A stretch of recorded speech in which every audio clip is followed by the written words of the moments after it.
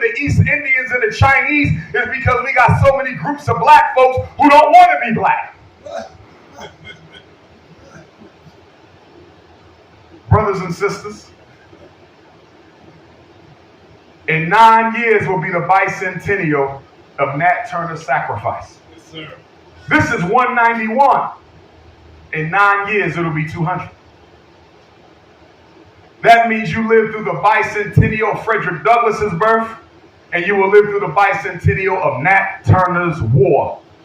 These types of occurrences only come around once in a while. The message from the universe is clear. It's time for black people to get up and do something. We often focus on thinking differently. That's important. As a psychologist, I concur. But what I would also say as a therapist, 25 years of doing so, studying it for another 20 years, it's one thing to change the way a person thinks, but it's another thing to help them change the way they behave. We need a revolution in behavior. Dysfunctional behavior is the foundation of our political matrix. We are romantically dysfunctional with our behavior. We are politically dysfunctional. I'm still trying to find out why black people still voting Democrat after 89 years of being hustled.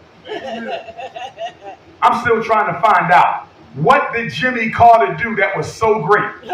What did Franklin Delano Roosevelt do that was so great? What did Bill Clinton do that was so great? What did Barack Obama do that was so great? What did Joe Biden do for black people that was so great?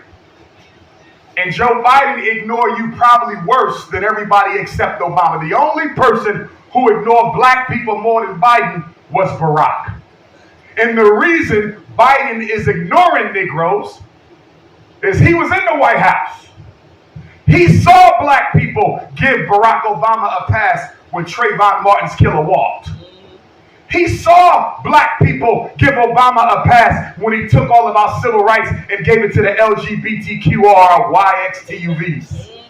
He was in the White House. He saw Joe Biden fight for the transgender. Excuse me, Obama fight for the transgender, fight for the immigrants, fight for women, do nothing for black people. So from where Joe Biden is sitting, he's saying, listen, I'm a legend in the Democratic Party. I'm a legend. I'm one of the longest serving white Democrats in American history. I'm only going to be in office one term because I'm too old and too slow to do a second. You think I'm going to risk my legacy with white America and the Democratic Party to help black people who didn't make Barack Obama do a damn thing? You're out of your mind. The point that I'm making, Joe Biden's negligence of the black agenda is black America's fault.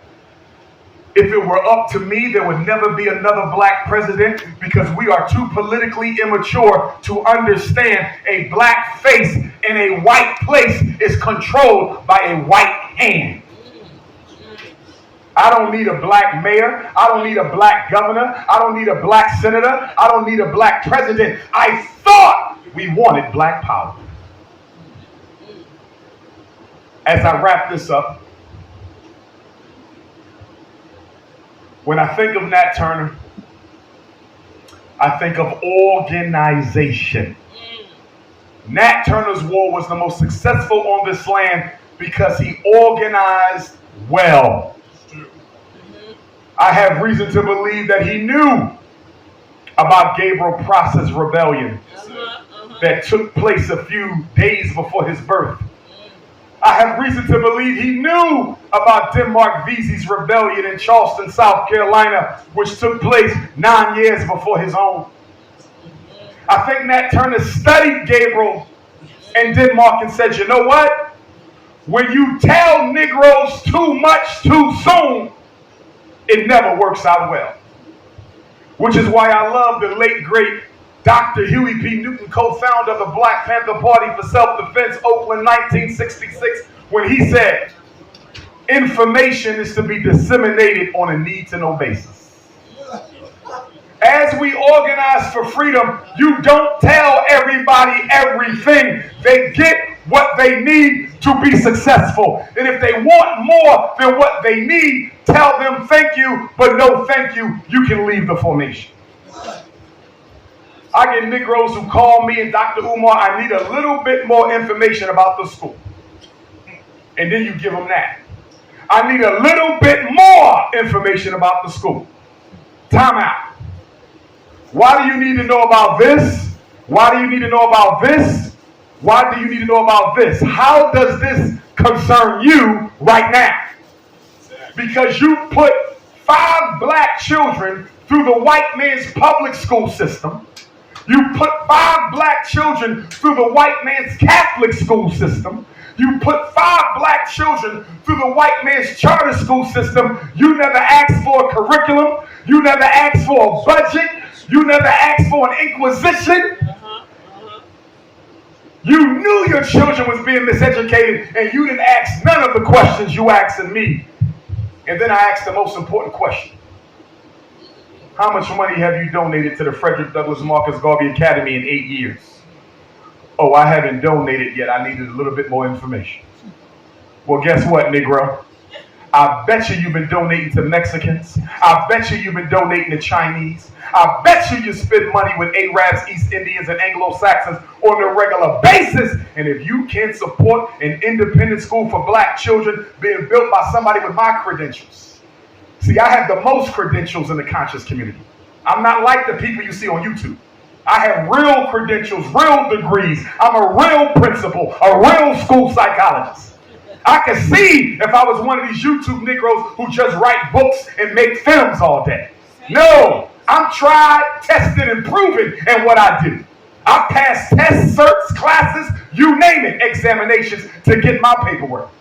So I don't have to pass a Negro test because I've already passed the institutional tests. But because you don't believe black people can do things without white help, because you don't believe black people can do what white people can do, you make every excuse in the world not to support independent black institutions. We're still doing well because through the grace of God and the support of the ancestors, my network is global. So we're getting the donations. Money is not a problem right now. It will be when we get across the street and we got to renovate the Frederick Douglass High School. Yes, money will be a problem. But right now for the Garvey building, we're all right. We just got to find black folks with enough integrity to do the work you're being paid to do. Brothers and sisters, I don't want to keep you too much longer. I just want to say that I look forward to this next year of my life, this next Nat Turner cycle, as I call it, August 21st of 2022 to August the 21st of 2023. I'm looking forward to it. I expect great things from FDMG. I expect great things from African people. I was on the phone a few weeks ago with Dr. Chiambora. So many of you know her, the former African Union ambassador to the United Nations, and she asked me if I would join her in Zimbabwe this October, month after next, October 14th through the 19th.